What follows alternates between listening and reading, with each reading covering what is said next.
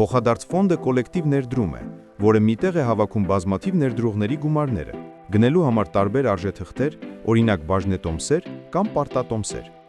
Պատկերացրեք փոխադարձ ֆոնդը որպես ներդրումների զամբյուղ։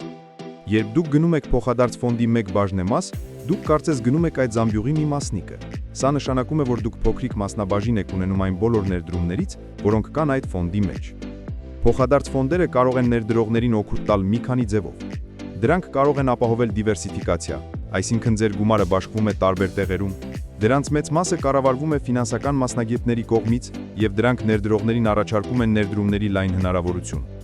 Որպեսզի գործնականում տեսնենք այս առավելությունները, եկեք քննարկենք մի օրինակ, թե ինչպես է աշխատում փոխադարձ ֆոնդը։ Ենթադրենք կա մի ներդրող, որը ցանկանում է իր կենսաթոշակային խնայողությունների մի մասը ներդնել բաժնետոմսերի շուկայում, բայց ժամանակ չունի վերլուծելու առանձին բաժնետոմսեր և ստեղծելու պորտֆել։ Փոխարենը, նա որոշում է, որ ավելի լավ է փոխադարձ ֆոնդ գնի։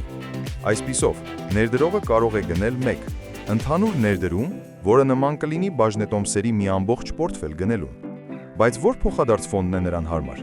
Ճիշտը գտնելու համար ներդրողն օգտվում է առցանց գործիքներից, օրինակ փոխադարձ ֆոնդերի որոնման համակարգերից և անկախ կազմակերպությունների կողմից տրված գնահատականներից, որպեսզի գտնի մի ֆոնդ, որը համապատասխանում է իր ներդրումային նպատակներին։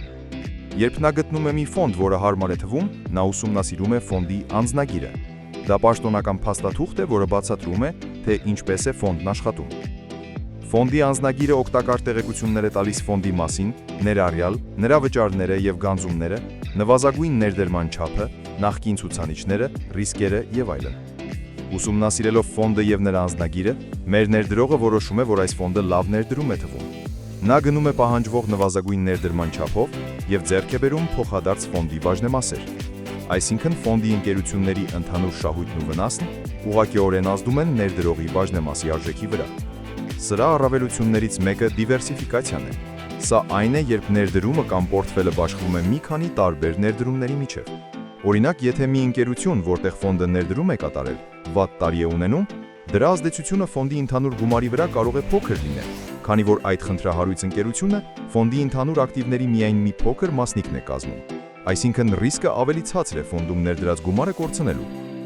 Հետևիր մեզ, եղիր ֆինանսապես գրագետ։